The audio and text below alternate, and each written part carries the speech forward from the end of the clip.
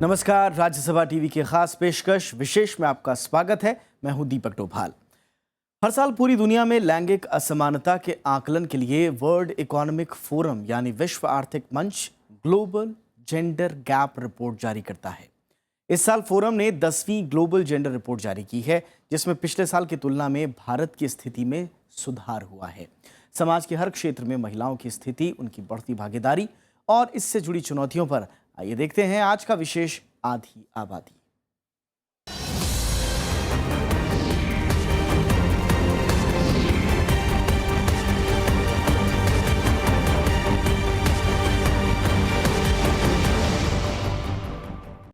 विश्व आर्थिक मंच यानी वर्ल्ड इकोनॉमिक फोरम ने 2015 की ग्लोबल जेंडर गैप रिपोर्ट जारी की है और इसके मुताबिक भारत में महिलाओं और पुरुषों के बीच लैंगिक असमानता का भेद कम हुआ है। 145 देशों की सूची में भारत 108वें नंबर पर है। पिछले साल की रिपोर्ट में भारत 114वें स्थान पर था। हालांकि आर्थिक भागीदारी और अवसर के लिहाज से भारत का प्रदर्शन अभी भी कमजोर है। आइसलैंड इस सूची में पहले पायदान पर है।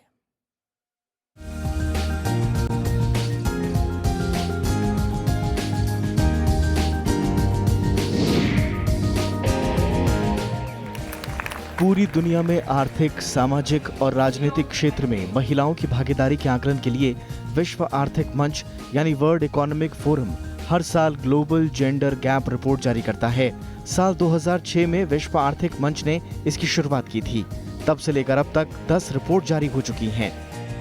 वर्ल्ड इकोनॉमिक फोरम की रिपोर्ट के 10वें संस्करण में भारत के ग्लोबल जेंडर गैप सूचकांक में सुधार दर्ज हुआ है। 2015 का जो ग्लोबल जेंडर गैप इंडेक्स है, ये जेंडर गैप इंडेक्स 2006 से हर साल निकलता रहा है और उसमें भारत की स्थिति खास करके हेल्थ में, एजुकेशन में, मैटरनल मोर्टेलिटी में, पॉलिटिकल पार्टिसिपेशन में काफ़ी ख़राब थी। पॉलिटिकल पार्टिसिपेशन इंडिया का हमेशा थोड़ा सा कुछ देशों की तुलना में बेहतर होता था, लेकिन खास करके health, maternal mortality, child mortality वगैरह में बहुत पीछे था। विश्व आर्थिक मंच ने 4 अहम क्षेत्रों के आर्थिक भागीदारी और अवसर, शैक्षिक स्तर, स्वास्थ्य और जीवन स्तर, राजनीतिक भागीदारी के आधार पर 145 देशों में महिलाओं की स्थिति का आकलन करते हुए ग्लोबल जेंडर गैप सूचकांक तैयार किया है। इसमें 0.664 अंकों के साथ भारत को 108वां स्थान हासिल हुआ है। हालांकि आर्थिक अवसर और भागीदारी के लिहाज से भारत 139वें पायदान पर है। इस श्रेणी में भारत को 0.383 अंक हासिल हुए हैं, जबकि शैक्षिक स्तर श्रेणी में 0.896 अंकों के साथ 125वां स्थान, स्वास्थ्य और जीवन स्तर में 0.942 अंकों के साथ 143वां स्थान हासिल हुआ है। राजनीति में महिलाओं की बढ़ती भागीदारी के बूते भारत ने इस रिपोर्ट की राजनीतिक भागीदारी श्रेणी में शीर्ष 10 देशों में स्थान पाया है। इस श्रेणी में 0.433 अंकों के साथ भारत 9वें स्थान पर है। वर्ल्ड इकोनॉमिक फोरम की 2014 की रिपोर्ट में भारत को 114वां स्थान हासिल हुआ था। इस लिहाज से देखें तो भारत ने अपनी स्थिति में 6 स्थान का सुधार किया है। जाहिर है भारत में महिलाओं और पुरुषों के बीच लैंगिक भेद लगातार कम हो रहा है। हालांकि आर्थिक भागीदारी और अवसर के लिहाज से भारत का प्रदर्शन कमजोर रहा है। इस बार हम लोग 108वें पोजीशन पे हैं ओवरऑल जेंडर गैप इंडेक्स में, और उसमें खास करके हेल्थ में, एजुकेशन में और पॉलिटिकल पार्टिसिपेशन में कुछ इम्प्रूवमेंट दिखा है इंडिया का, जिसको नोट किया है जेंडर गैप इंडेक्स में। तो ये तो एक सही बात है, लेकिन अगर आप देखते हैं कि इकोनॉमिक पार्टिसिपेशन एंड अपॉर्चुनिटी, ये जो एक तरह से आर्थिक जो भागीदारी है और उसमें जो मौके मिलते हैं महिलाओं को आर्थिक भागीदारी के, उसमें भारत का अब से सबसे खराब परफॉर्मेंस, जब से 2006 में ये गिनती शुरू हुई है तब से लेकर के अब तक ये सबसे वर्स्ट परफॉर्मेंस इंडिया का इस बार के जेंडर गैप इंडेक्स में दिख रहा है। फोरम की रिपोर्ट में आइसलैंड लगातार 7वीं बार अव्वल रहा है। ग्लोबल जेंडर गैप सूचकांक में आइसलैंड ने 0.881 अंक हासिल किए हैं, जबकि आर्थिक भागीदारी और अवसर के आधार पर इसे 0.836 अंकों के साथ 5वां, शैक्षिक स्तर पर 1 अंक के साथ पहला स्थान मिला है। जबकि स्वास्थ्य और जीवन स्तर की श्रेणी में 0.970 अंकों के साथ ये 105वां और राजनीतिक भागीदारी में 0.719 अंकों के साथ पहले पायदान पर रहा। वर्ल्ड इकोनॉमिक फोरम की 2006 की रिपोर्ट की तुलना में आइसलैंड में शैक्षिक स्तर पर लैंगिक असमानता पूरी तरह से खत्म हो गई है। राजनीति की बात करें तो बीते 50 सालों में यहाँ 20 साल देश का सर्वोच्च पद महिलाओं के पास रहा।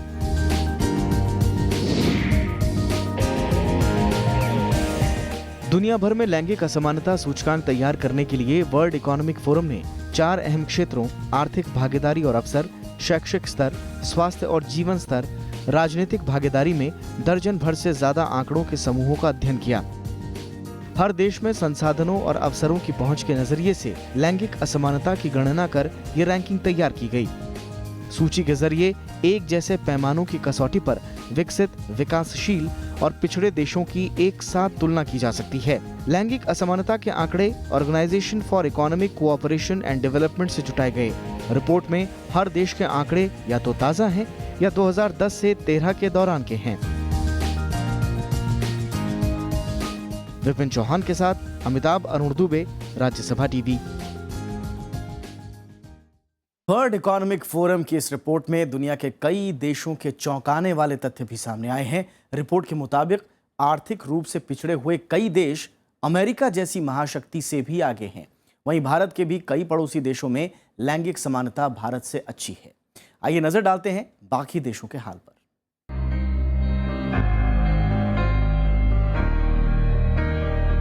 वर्ल्ड इकोनॉमिक फोरम का दावा है कि दुनिया के देशों में संसाधनों और अवसरों तक पहुंच के मामले में लैंगिक असमानता का अध्ययन कर ये रिपोर्ट बनाई गई है। लेकिन इस रैंकिंग में कई चौंकाने वाली बातें हैं।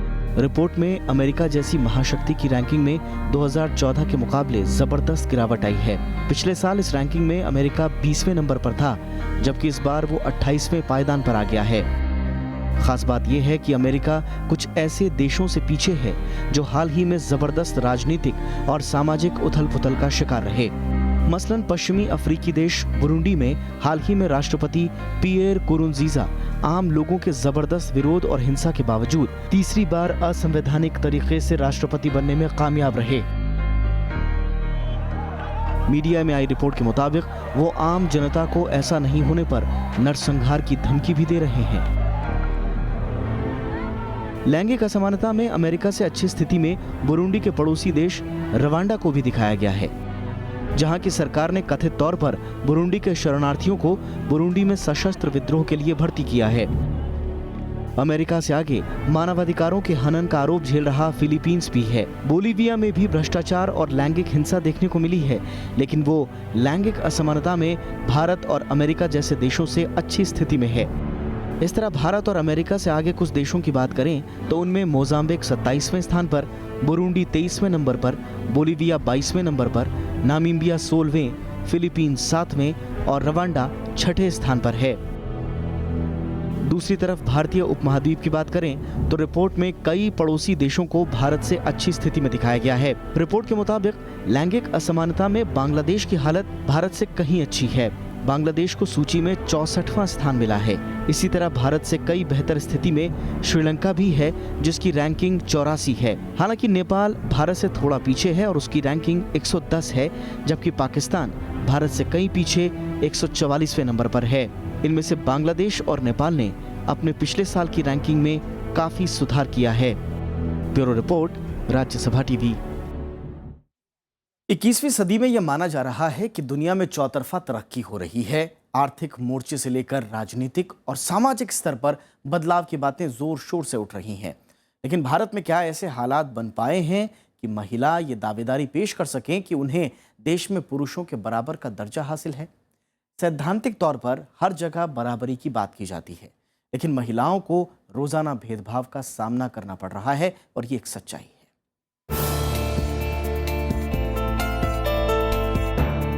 भारत में महिलाएं किसी मशीन की तरह घर का हर काम जिम्मेदारी के तौर पर संभालती हैं। ये रीत पीढ़ियों से चली आ रही है, लेकिन कामकाजी महिलाओं के साथ परेशानी दोहरी हो जाती है।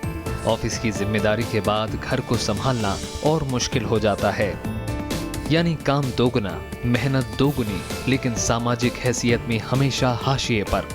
भारत में महिलाओं की कार्य क्षेत्र में भागीदारी ब्रिक्स देशों के बीच सबसे कम है, जबकि बहरीन, मलेशिया और यहाँ तक कि सोमालिया जैसे देशों में तस्वीर हमसे ज्यादा बेहतर है।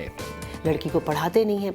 अगर एक लड़की को पढ़ाएंगे तो पूरा परिवार पढ़ जाएगा, जो कहते हैं वो तो अभी भी नहीं हो रहा है। गांव में अभी भी लड़कियों को नहीं पढ़ा रहे। तो इस वजह से जो प्रॉब्लम है वो वहीं की वहीं है। जनसंख्या बढ़ रही है। जब जनसंख्या बढ़ रही है तो अनुपात तो अपने आप ही नीचे जाएगा ना, क्योंकि सोच तो वही है कि लड़कियां कम हो, लड़की ना हो, लड़का हो। तो जब जनसंख्या बढ़ रही है तो वो जनसंख्या नेचुरली पुरुष प्रधान ही होगी, पुरुषों की बढ़ेगी। एसोचैम की हाल की एक सर्वे के मुताबिक शहरों में रहने वाली 25% महिलाएं बच्चों की परवरिश के लिए नौकरी छोड़ देती हैं। एसोचैम ने पाया कि इसके पीछे नौकरी और घर परिवार के बीच बेहतर संतुलन बनाने की कवायद में उन पर बढ़ता शारीरिक और मानसिक दबाव एक बड़ा कारण बन जाता है। लैंगिक असमानता की ये जड़ें कारोबारी से लेकर राजनीति तक धसी हुई हैं। 2014 के आंकड़ों के मुताबिक लोकसभा में 10 में से 9 सांसद पुरुष हैं। महिला सांसदों की ये भागीदारी करीब 11% है, जो वैश्विक औसत यानी 20% से बहुत कम है।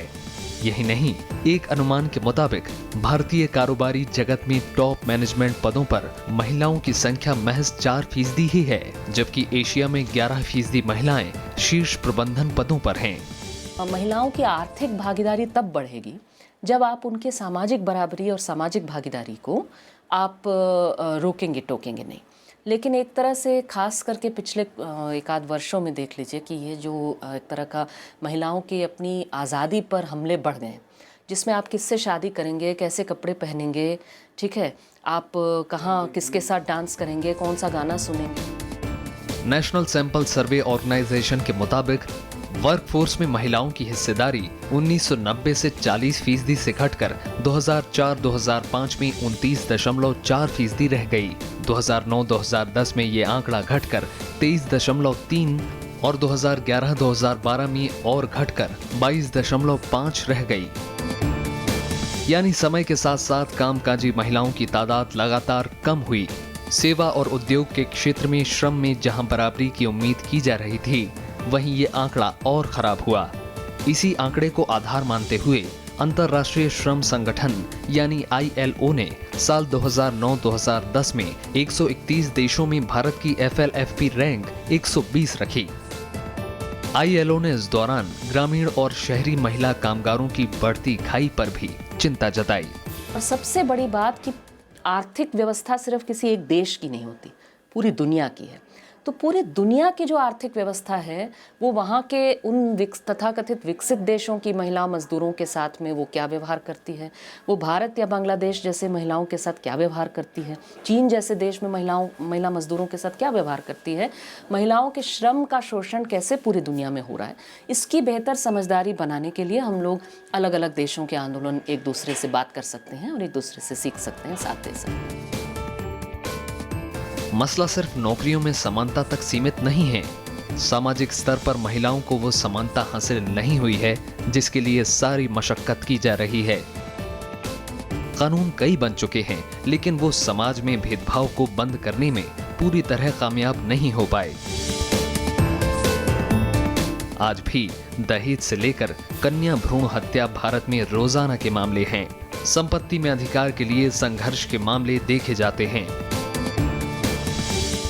छेड़खानी से लेकर बलात्कार तक की खौफनाक घटनाएं हजारों की तादाद में हर साल घटती हैं।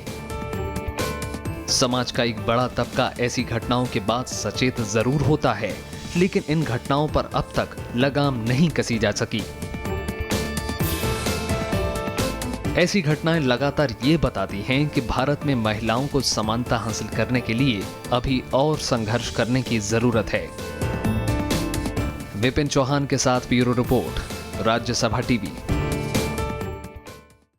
और विशेष में यहां पर वक्त है एक छोटे से ब्रेक का, लेकिन ब्रेक के बाद आपको दिखाएंगे महिला सशक्तिकरण के लिए अब तक किए गए प्रयास।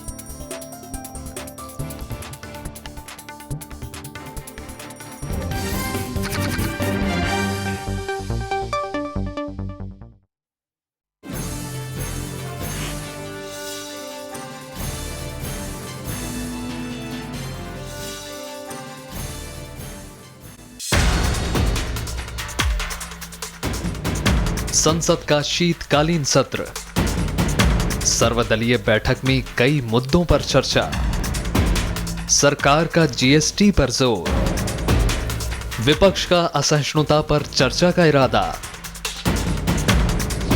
देखिए पहली खबर, शीतकालीन सत्र, रात 8 बजे।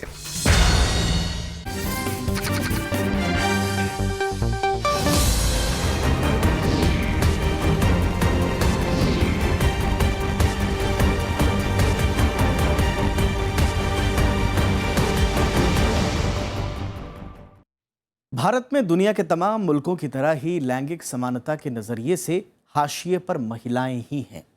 दुनिया के सबसे बड़े लोकतंत्र में महिलाओं को पुरुषों की बराबरी पर लाने के लिए तमाम कोशिशें की गईं। आइए एक नज़र डालते हैं भारत में महिला सशक्तिकरण के लिए उठाए गए कदमों की।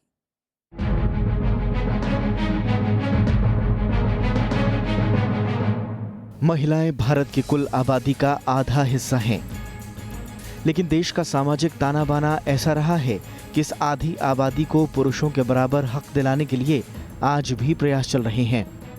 कुल मिलाकर देखें तो देश में महिला सशक्तिकरण का अर्थ ही उन्हें पुरुषों का सामना करने की शक्ति देने से जुड़ा हुआ है। देश में इसे लेकर पहल काफी पुरानी है। संविधान निर्माताओं ने अनुच्छेद 14 में समानता का अधिकार देकर महिलाओं को गैर बराबरी के खिलाफ संवैधानिक संरक्षण दिया। इसके अलावा अनुच्छेद 15(3) के तहत महिलाओं और बच्चों के लिए खास प्रावधान बनाने के निर्देश हैं। अनुच्छेद 16 के तहत किसी भी सरकारी ऑफिस में बिना भेदभाव की नियुक्ति, अनुच्छेद 39D के तहत समान काम के एवज में महिला या पुरुष को समान वेतन का प्रावधान, अनुच्छेद 42 के तहत कामकाजी महिलाओं के लिए मैटरनिटी रिलीफ और अनुच्छेद 243D(3) और 243D(4) के तहत पंचायतों में महिलाओं की सशक्त भागीदारी के अलावा कई दूसरे प्रावधान भी महिलाओं को सशक्त करने के लिए बनाए गए हैं। शादी से पहले एक खुला और भेदभाव रहित जीवन गुजारने के लिए महिलाओं को कई सहूलियतें मिली, लेकिन शादी के बाद कहीं महिलाएं किसी भेदभाव का शिकार न हो जाएं, इसके भी खास प्रावधान किए गए हैं। इसके तहत कुछ कानूनों की बात करें तो हिंदू विवाह अधिनियम 1955, मुस्लिम लॉ के अंदर तलाक का नियम, भ्रूण हत्या के खिलाफ कानून, दहेज निषेध कानून 1961, घरेलू हिंसा निषेध अधिनियम 2005, यौन हिंसा निषेध कानून जैसे कई कानून हैं। इतने सारे कानून होने के बावजूद जानकार इनके सही तरीके से लागू होने पर जोर देते हैं। कानून जो आपके यहाँ हैं, पहले तो उनको आप पूरे स्पिरिट में लागू कैसे करें, इसको लेकर के सोचने की ज़रूरत है। ऐसा नहीं है कि कानूनों की कोई बहुत कमी है और कानून ही बना देने से सब कुछ ठीक होता है।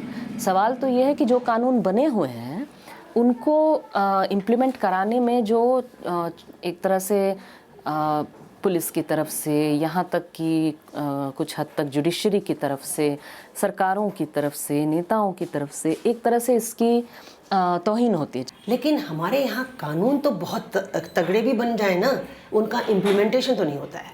और अगर इम्प्लीमेंटेशन नहीं होगा, उनको अगर पूरी तरह से सही समय पे सही गलत काम के लिए सही सज़ा नहीं मिलेगी तो कुछ बदलाव नहीं आएगा।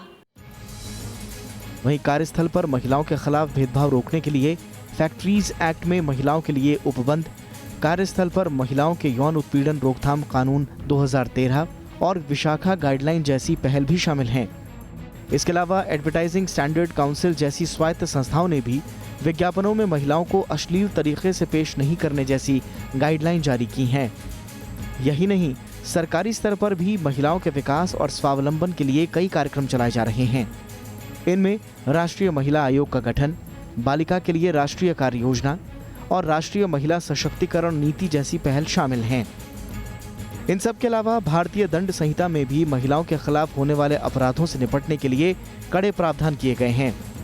इनमें बलात्कार, यौन हिंसा, कन्या भ्रूण हत्या, एसिड अटैक, तस्करी और कई सामाजिक कुरीतियों से निपटने के लिए कड़े कानूनों का प्रावधान है। विपिन चौहान के साथ ब्यूरो रिपोर्ट, राज्यसभा टीवी। दुनिया के जिन मुल्कों में लोकतंत्र के बीज बोए गए, वहां भी महिलाओं के अधिकार को लेकर उहापोह की स्थिति बनी रही। लोकतंत्र में आधी आबादी को अपनी आवाज़ बुलंद करने के लिए लंबा संघर्ष करना पड़ा, और ये लड़ाई कोई साल 10 साल की नहीं थी। सदियों के संघर्ष के बाद महिलाओं को बराबरी का दर्जा मिला, जिस पर आज दुनिया फख्र करती है। हालांकि महिलाओं को कागज पे अधिकार तो मिल गए, लेकिन आज भी तमाम मुल्कों में उनके साथ होने वाले भेदभाव को हर कोई जानता है। ये तस्वीरें उस वक्त की हैं जब महिलाओं ने अपने अधिकार की लड़ाई तेज कर दी थी। 20वीं सदी में नारीवादी आंदोलन ने न सिर्फ जोर पकड़ा, बल्कि समाज के हर हिस्से में बराबरी की बात उस वक्त हर संघर्ष की आवाज थी। ये लड़ाइयाँ उन मुल्कों में हो रही थीं जहां लोकतंत्र पैर जमा चुका था। लोगों की मर्जी से सरकारें चुनी जाती थीं, लेकिन उन लोगों में महिलाएं शामिल नहीं थीं। अमेरिका से लेकर न्यूजीलैंड तक यही आलम था। वोट देने का जो स्थिति थी वो खाली जो करीबन अमीर, मैं कहूँगा, लोगों के हाथ में था। इसीलिए हम कहेंगे उस टाइम में तो प्रॉपर्टी ओनिंग डेमोक्रेसी, जिसके पास बहुत संपत्ति होगा वही भागीदारी लेते थे। तो इस तरह आहिस्ता आहिस्ता हम देखते हैं जब 20वीं शताब्दी में हम आए तब लोकतंत्र 1 पर्सन 1 वोट की स्थिति में आई, तब से इसका शुरुआत हुआ है। ब्रिटेन में तो मैग्ना कार्टा को 13वीं सदी में ही पास कर दिया गया, लेकिन लोकतंत्र की बुनियाद पड़ी अमेरिका में। जॉर्ज वॉशिंगटन की अगुवाई में जब वहाँ क्रांति हुई तो वहाँ लोकतंत्र की स्थापना हुई, जो आज भी कायम है।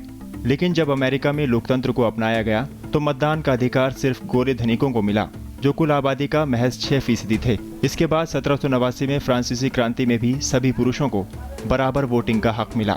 19वीं सदी बीतते बीतते स्वीडन, फिनलैंड और पश्चिमी अमेरिका में महिलाओं को मतदान का आंशिक अधिकार दिया गया।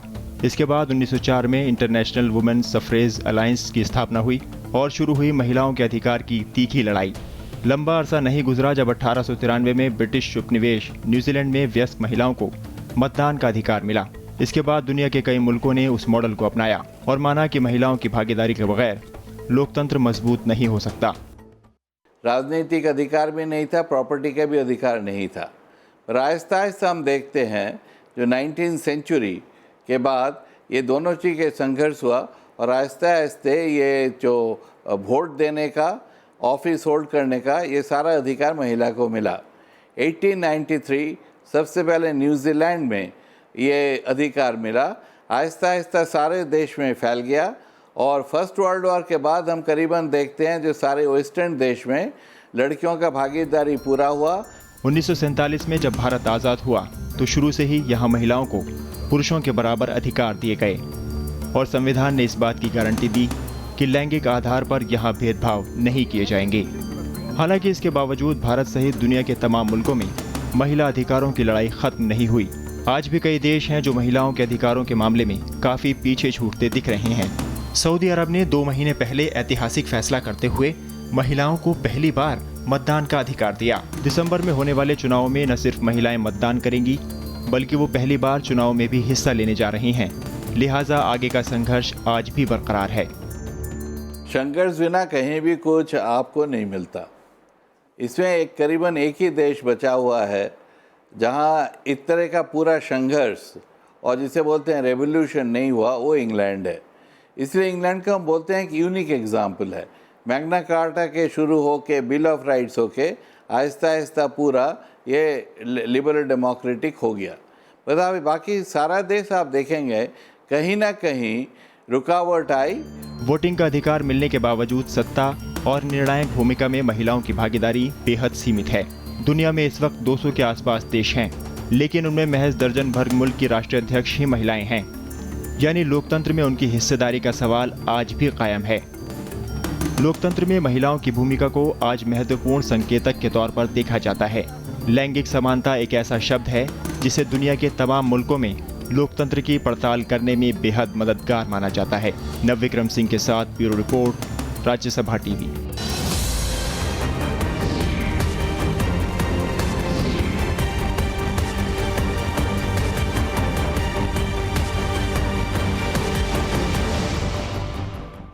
विशेष में आज इतना ही। इजाजत दीजिए। नमस्कार।